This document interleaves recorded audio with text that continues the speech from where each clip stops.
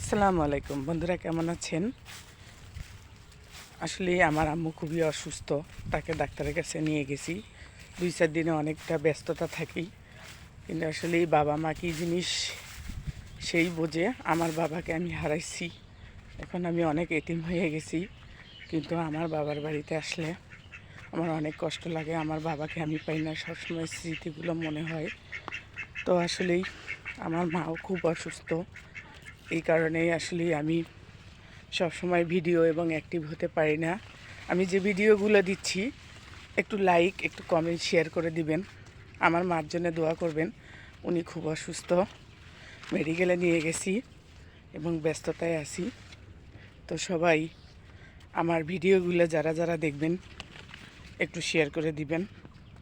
দেখেন, আমি এখানে ভুট্টার জমিতে আসছি, অনেক ভুট্টা চাষ করতেছে।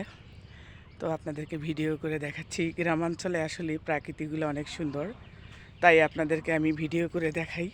আমি শহরে থাকি মূলত, আসলে গ্রামের জিনিসগুলা ভিডিও করে দেখাই না। তো এখন গ্রামে আসছি, অনেক প্রাকৃতিকগুলো আপনাদেরকে ভিডিও করে দেখাই। সবাই ভালো থাকবেন, সুস্থ থাকবেন, আল্লাহ হাফেজ।